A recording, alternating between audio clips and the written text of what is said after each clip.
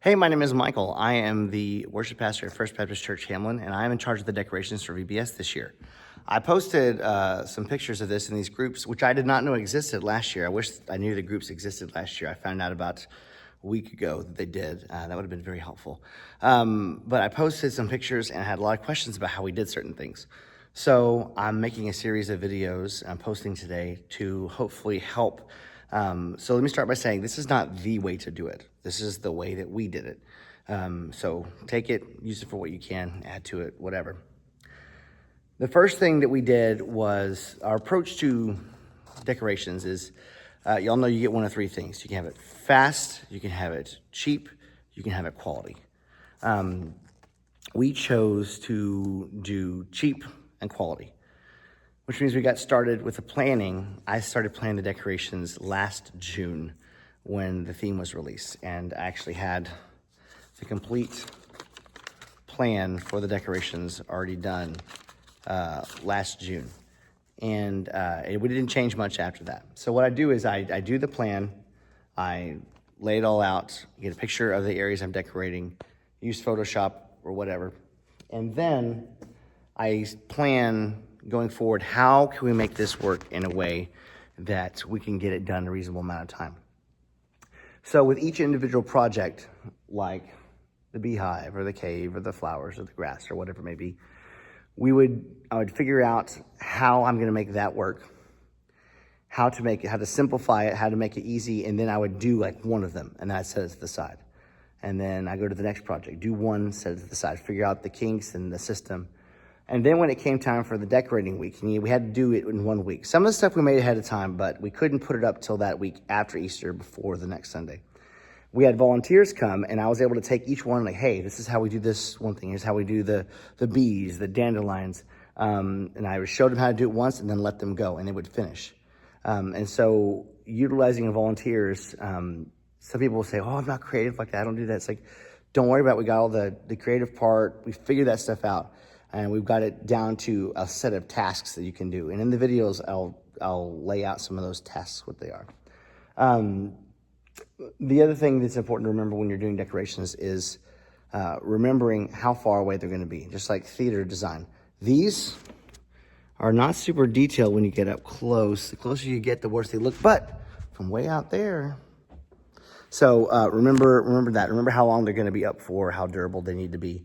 Ours actually going to be up for 4 or 5 weeks, and then they're going to be moved to another church to be used for a few weeks again. So hopefully you find these videos helpful. There is one more thing I want to point out that we did, and I'll show you in just a second.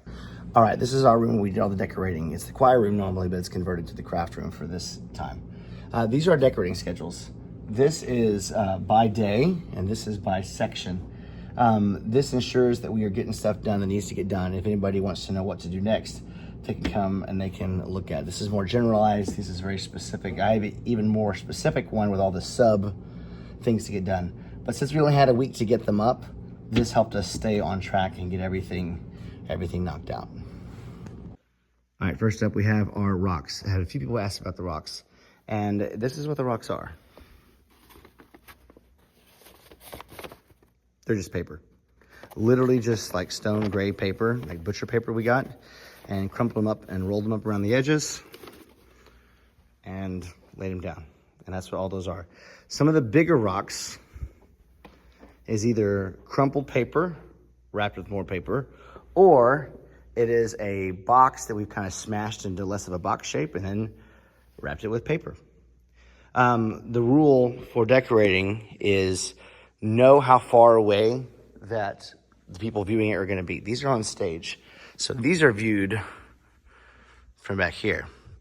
And back here, those are rocks. So that's how we do rocks. All right, next up is the grass. These little sprigs are a little piece of wood, hot glued some cardboard on it. And this is I bought a bulk pack of green poster board. It's pretty cheap.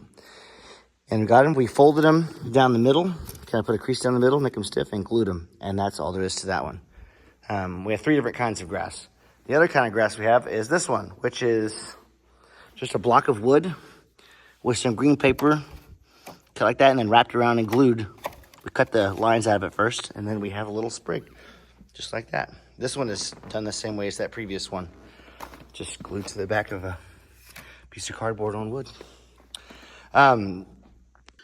The bigger grass is the one I got the most questions about. How'd you make the grass stand up? So this grass is obviously paper. I got a messed up one down there. Paper. And we put a crease in it. I rolled it up, cut it down the middle to make strips, put a crease in it, and then cut the grass out. And then to get it to stand up, those are pieces of scrap wood from a local cabinet shop. We actually utilize this scrap wood from this cabinet shop all the time, and just about everything here. So there's a lot of wood. We have a big piece of plywood, there's a weight on it. There's some MDF just glued to it, some scrap MDF, and then all these sticks, we just hot glued them on there, and then glued the grass to the front of it. And that's how we do the big ones, and that's how we make them stand up. All right, this is Samantha. She's our praying mantis. She is made, the frame is made out of wood. Everything else is made out of cardboard. This took the longest of any individual project. And it was just kind of me in my office putting things together. The legs are just wired together sticks. That's all they are. Kind of rough when you get close. But again, this is meant to be viewed from far away. So far away, she looks nice and menacing. And her eyes are also half Easter eggs. Everything else on her is recycled cardboard or recycled wood. I think the main body is actually a box that a microphone stand came on. And the frame that she's sitting on is actually the stand from the airplane that we had up here last year for Breaker Rock Beach. Dandelions. All right, that's a foam ball that's painted. Those are skinny dowel rods from Hobby Lobby that were stuck in there after being painted on the ends. That is tulle, just two or three tiny strips of tulle, T-U-L-E fabric tied on the end. I think there's like, golly, I want to say 40 or 50 per. The more you have, the better it looks, but it also is very time consuming. And then the leafy bit at the base of the flower is just paper. The foam noodle has a piece of wood that goes in it all the way down to the base down here, and it's just screwed on the back. Other question was for the dandelions here. These are rolls of paper that were glued on a piece of cardboard. The way it works, how they were asked how it was connected. That was cut and then hot glued on. The stem looks like that.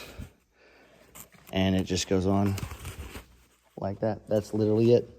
That's all. The leaves were easy, just a rough shape, and we stacked several and glued them together so they'd be stiff. And that's how we got our dandelions. Our vines, these are actually pretty easy. Just twisted up green paper, hung it on the wall. This one fell down. Hung it on the wall. There we go. These were just cut out of poster board and painted and mounted on some fun noodles. Some of them they're mounted various ways, but we have these anchors that go into the brick that allow you to hang it without damaging the brick. It's pretty cool. This one has torn, so we will need to come back and fix that one later. But there's the vine. All right, the dock is just a dock. It's literally what it looks like. We found those on Marketplace, old highway like divider posts or whatever. That was from the lumberyard. It's a big long piece of oak all twisted up. It was nasty. It was dusty. And they gave it to us either for really cheap or free. And then we cut it up and screwed it into some extra wood we had laying around and just made that. And we had it for last year, and we just put it in every year, these past 2 years, because it looks fun. These are a big picture of a leaf on cardstock, and then we just cut it out. Why paint them when you can just print them? That's half a foam noodle. We had a volunteer who tried to help with the dandelions, and she was like, I cannot do these little things. I was like, well, what can you do? She goes, well, I can make paper airplanes.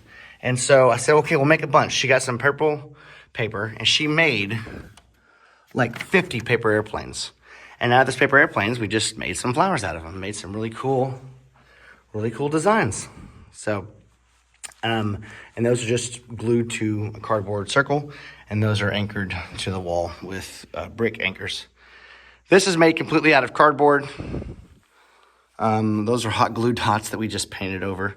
And of course on a stick, mounted on a stick the same way that these sunflowers were. Whoop. And glued to the back of there. And so that's how we did that area. All right, our nest. So the nest is actually, you can't see it, but there's 4 cardboard boxes. They were just kind of strapped together, a big piece of tape. And then we have, I think on the clearance aisle, we found a hula table skirt. We got these from. The rest of it is twisted up and cut up butcher paper. And they just kind of came in here and made a nest. The feathers made out of cardboard. My daughter painted it. And the eggs are actually inflatable Easter eggs from Amazon. They were all glittery. And we just painted them a coat of light blue and splattered them with blue. And it looks pretty good. Our rocks, we also talked about how to do rocks already. Just crumpled up and tucked under. Grass is made the same way, a box, and it was just cut, was wrapped around. This branch is a 2x4 that we put some foam pieces on and then wrapped with wood and staple stuff on so it looked big and more impressive and less like a big 2x4. All right, this butterfly, I get asked about this one a lot. How'd you do the butterfly? Where'd you get the butterfly? So this is actually a decorative wall hanging that you can get for like parties and stuff so people could take photos in front of it. And it is all laid out. It's really pretty. It's made out of this thin, I don't want to say nylon fabric, kind of. Anyways, fabric, and then it has some grommets in the corners. You can hang it up. Well, we cut the wings off, got rid of the body. We made our own body out of foam, and these are actually mounted to huge pieces of poster board that we got. After we mounted them, we just painted the inside so it didn't look too bad, painted edges black. We attached it with wood to the base here, which actually goes through the body. The body's actually just loose, it's not connected. And it's screwed into our tree here, which is just wood. So we cheated. We got a pre-made butterfly and basically glued it to the foam board and cut it out and mounted it. It looks pretty good. You could do it with the wings open as well, but we chose to do it with the closed. All right, the giant cave. A few people asked how to do this one. This one is actually the second year we've done a cave. Last year for Breaker Rock Beach, we did Coastal Cave. And what this is, like I said, our church is close to a cabinet shop. And they have a trailer with scraps on it. Lots and lots of scraps. MDF, long, skinny boards, and just pieces that look like trim, cutoffs. And this whole thing is framed with, like, this is a skinny sheet of MDF. There's boards that run across all which way. After we get the boards up, we glue scrap cardboard to it, or staple it. We have a staple gun stapled there. And then after that, we crinkle up paper and then hot glue the paper. 2 people are needed to do that. It goes much faster.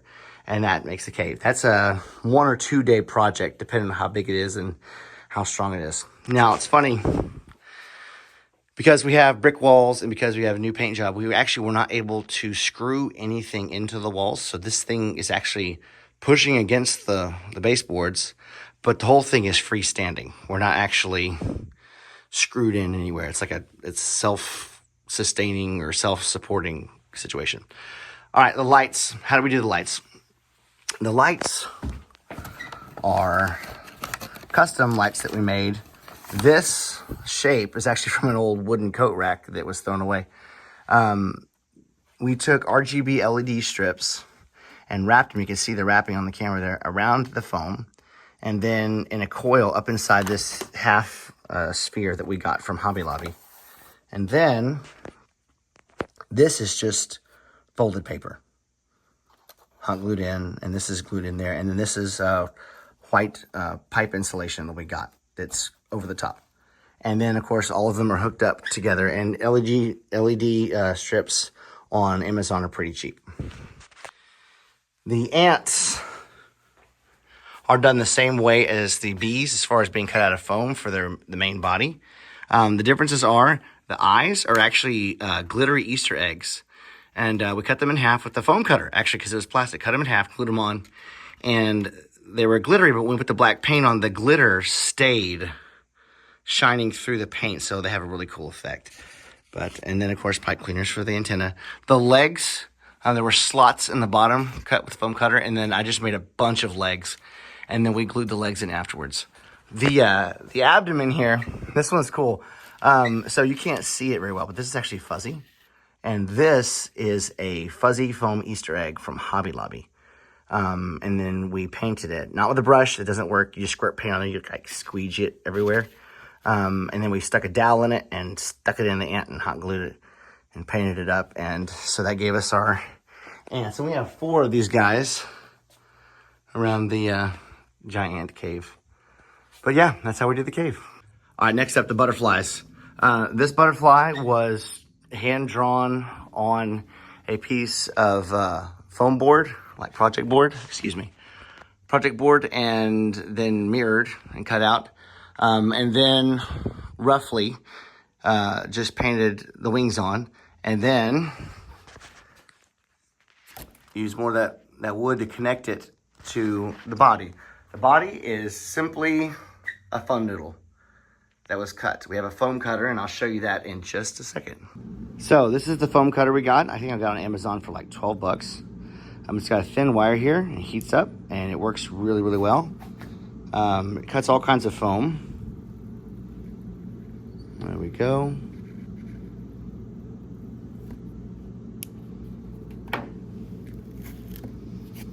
There. Works extremely well. Cutting foam noodles. We also cut like polystyrene foam, which is how I made the bees, which is what I'll discuss next. All right, the beehive. Let's start with the bees. So the bees are polystyrene foam, which is the white foam like you'd find your TV packed in or something like that.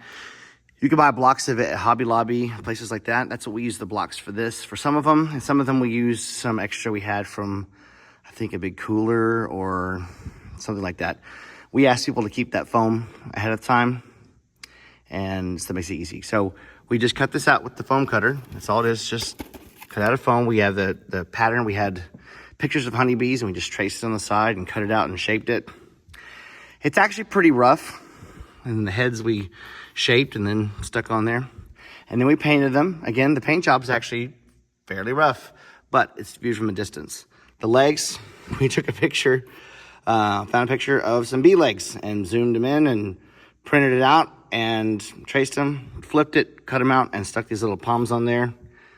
Obviously pipe cleaners. The wings are the coolest part, in my opinion. We got a picture of a bee wing and printed it out on transparency film on our printer, and then just cut it out. And so then we have bee wings up there. Bee wings. He looks more like a wasp. There's the foam unpainted. But anyways, so that's how we did the bees. It was pretty easy, and the result, I think the result turned out quite well.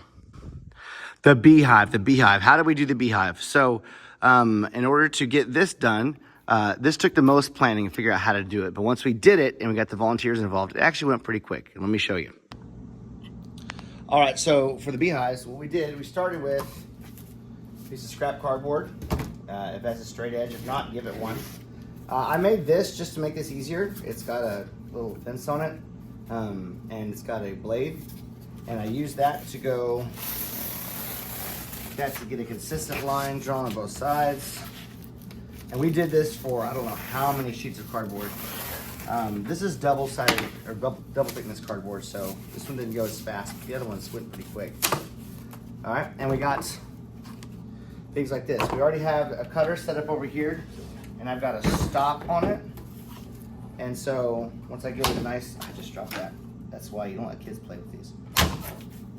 Nice edge down to the stop. That. And we had a volunteer come and do this one afternoon, and it took her, I don't know, about an hour and a half to cut all 150 that we ended up needing. But once you get these cut, the next step is to glue them together. All right, so gluing them together looks like this. Trying to glue them together into the hexagon pattern is a fool's errand. It's not gonna happen. It's gonna get all wonky and weird. So what we did was, we get 3 at a time. Put some hot glue down the middle there. Make sure you got enough, not too much because it takes forever to cool. And we put them together just like that. Now, we had a template printed out with the perfect angles, 130 degrees each time. And we would do a bunch of these. So we would do one there. Do another one here. There we go. And so she ended up making, Shelby was doing it, and she does a great job, but she ended up making, golly, I don't know how many of these, a bunch. She put it on the template, make sure it was straight, and then set them to cool. Once they were cool, we were able to lay them out on a big piece. We have a big piece of MDF, or you can use cardboard, whatever it is. Lay them out like that and just keep stacking more and more, and that made our hexagon pattern. It's helpful to make some straight lines to make sure it doesn't go off. But doing it like that on one side and going this direction, make sure they all stay aligned. And that's how we did that. And then the actual backdrop is MDF, and we have some boards in the back holding it up, and then we have volunteers painted. We have part of it is painted yellow and part of it is painted light orange. So this part's just painted yellow. There's actually like 4 different shades here, and unintentionally it looks more like a real beehive because there's different bees. And anyway, so yellow, and then right here we had a more orangish yellow. And if you'll notice, it's not that pretty up close, but it's not being viewed up close. It's being viewed from much further back. And so that one little mark of white right there kind of gave us the illusion of there being honey in it. And see the back of it. It's got wood on there, wooden legs. So yeah, once everything got glued together, it was pretty stiff, but we went ahead and put some wood on the back to make it stronger. So that's the beehive. All right, the dragonflies. These are actually one of the first things that were made for VBS this year. These were made a while ago, but these are the bodies of that. It's a half of an Easter egg. You see that? A big Easter egg, half of that. A section of foam fun noodle. The butt end of 2 Easter eggs. Again, we had a lot of Easter eggs. And these are small plastic cups with a chunk of foam noodle between them. Just hot glued together and more fun noodle cut up at the end and then painted. The wings are made out of foam board, and they're mounted on these sticks for stiffness. And then I get a little hanger, because we can't stick stuff on the wall, so we hang them from the ceiling. But both of them are the same way. This is the same, except the eyes are a little bit different. He's got an Easter egg there on top of the thorax. Same thing with the cups. Get those cups in a smaller cup, or the bottom part of the cup cut off and flipped around for the bottom. And then that's our dragonflies. All right, this is our snail and our mushrooms. All of these are scrap MDF from the cabinet shop that we freehanded these on there, cut them out with a jigsaw, and then hand painted. All of them are mounted the same way. Wood and another MDF base. That's underneath that one. That's underneath that. All that's underneath the back one. Same with the snail. This piece of wood is just, again, hand-drawn on a piece of MDF. It's actually 2 pieces of MDF joined together. And there's the base back there. And that's all there is to it. Well, so not all of our people can paint. So we had certain things like this, we would have someone put down the base color, and then someone come up and add the little details to it, or add the shading to it, or whatever, to help with time. And that's how we did that.